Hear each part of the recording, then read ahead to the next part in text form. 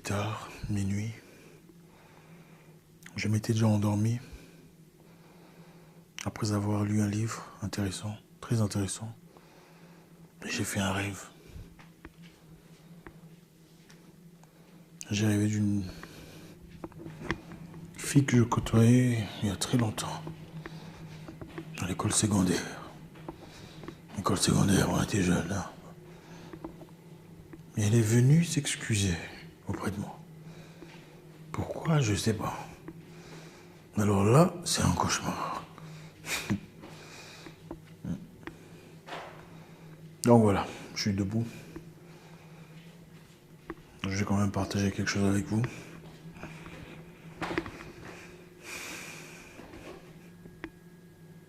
Avant de prier. Voilà.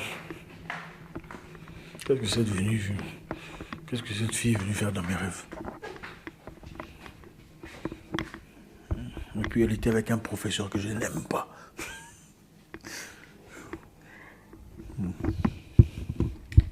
Bonjour à tous les amis, Zach Mouikassa, fondateur de Mouikassa. Merci infiniment d'être là, encore une fois, toujours un réel plaisir de partager ces moments d'intimité avec vous. Aujourd'hui on fera très vite, le message est très clair, on ne prendra pas trop de temps, inutilement en tout cas. Vous savez, beaucoup de personnes stagnent dans la vie pour des raisons bien claires. C'est très bien d'acquérir l'intelligence et les compétences, les capacités de surmonter à quelconque difficulté. C'est merveilleux. Mais dans la vie, il faut être très spécifique. Dans ce en quoi on approfondit sa connaissance. Vous savez, les humains n'ont pas tous les mêmes destinées, les mêmes directions, les mêmes destinations de vie. Ce que vous désirez et ce que je désire et ce que l'autre désire ne sont pas nécessairement des choses communes. Il est important de garder votre spécificité, préserver votre particularité. Aujourd'hui, on va voir très rapidement certaines raisons pour lesquelles beaucoup de personnes n'arrivent pas à avancer dans la vie. Ça pourrait être vous, je ne sais pas ce que vous faites dans la vie, peu importe ce que c'est. Je suis convaincu que vous en tirez quelque chose. Nous allons tous à l'école pour étudier les mêmes bêtises pendant de longues années. Mais attention, ce qui sera utile à Gilbert ou Marina ne sera pas nécessairement indispensable à votre vie. Écoutez, chaque discipline dans la vie nécessite un équipement précis. Un ensemble de fournitures qui permettent d'optimiser vos efforts vers un objectif choisi. Équipez-vous en fonction de votre destination et non de vos envies du moment. Une vie réussie n'est pas une succession d'improvisations, une suite de décisions irréfléchies, prises sur le coup, au gré des humeurs passagères, du genre « je ne dis que ce que je pense, je n'ai dit que ce que je pensais, ce n'est que la vérité ». Mais plutôt une construction méthodique et raisonnée, utilisant des matériaux adéquats, glanés ou accumulés au fil des ans. On est ensemble. Frères, en fonction de vos objectifs de vie, identifiez et dotez-vous de l'équipement adéquat, des atouts qualificatifs et quantitatifs appropriés liés à votre sphère d'activité. Un équipement mal adapté est un catalyseur d'échec. Quelle que soit leur beauté, des talons d'aiguille est un handicap dans un match de football. Un atout certain dans un défilé de mode ou dans une fête avec les garçons, mais pas dans un match de football. De même, l'art oratoire n'est pas utile dans une salle d'opération, mais indispensable dans un tribunal. Ce qui est utile à X n'est pas nécessairement utile à Y. Ce qui est indispensable à Mamadou n'est pas nécessairement utile à Joseph, Jacques ou Joséphine. Un équipement, rappelons-le, c'est défini comme l'ensemble des matériels nécessaires à une activité précise. Vos atouts ne sont vraiment des atouts qu'à la mesure où ils vous sont utiles à votre objectif de vie. Certains ont plein de qualités, dont très peu, hélas, correspondent à leur zone d'activité. Des qualités inadaptées au type de problèmes qu'ils sont appelés à résoudre dans leur vie personnelle ou professionnelle. N'ayez pas à profusion des connaissances sur des sujets qui ne vous apportent absolument rien dans la vie. Imaginez un avocat qui vous parle à longueur de journée de botanique, de sciences, avec emphase, mais inefficace au tribunal. Il vous sera inutile, n'est-ce pas? Soyez d'abord focalisé sur votre domaine. Tout ajout est important, certes, mais tout ajout n'a pas la même valeur. Maîtrisez d'abord votre sujet. Quelqu'un un jour s'est moqué des fautes d'orthographe de Floyd Mayweather, champion du monde de boxe. Et celui-ci a très intelligemment rétorqué.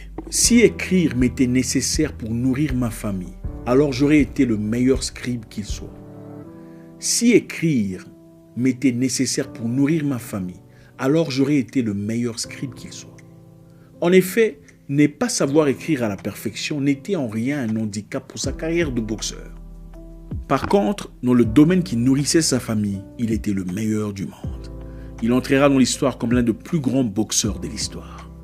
Personne ne se souviendra de ses lacunes en grammaire, peut-être plus de ses millions de dollars. Vous n'êtes pas obligé d'être excellent en tout et ayez des priorités. Quoi que l'on fasse, on ne peut pas acquérir du doigté dans tous les métiers du monde. C'est impossible. Nous n'en avons ni la capacité, ni le temps. Imaginez-vous une bibliothèque.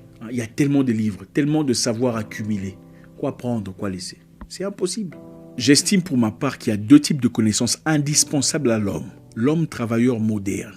La connaissance de la langue et la connaissance liée à ce que vous désirez être dans la vie.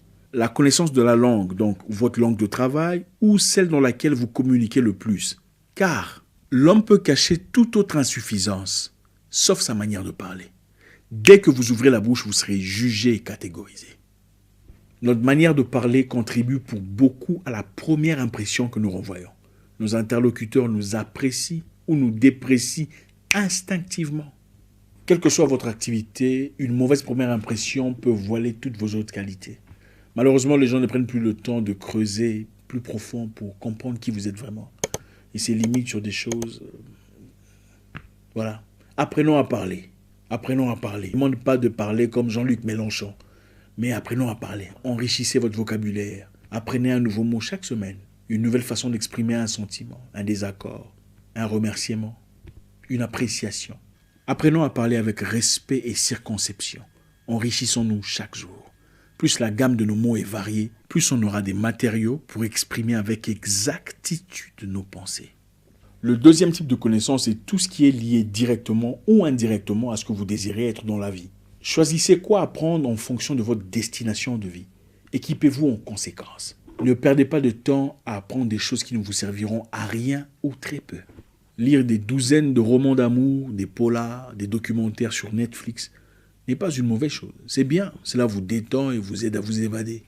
Mais quand au finish, vous avez lu 10 fois plus de romans d'amour, ou de science-fiction, ou de documentaires, des magazines, que des livres utiles à votre progression, il y a un problème. Ceci ne s'applique pas seulement à ceux dont l'activité est littéraire ou intellectuelle, même ceux qui font des travaux manuels. L'apprentissage vous enrichit.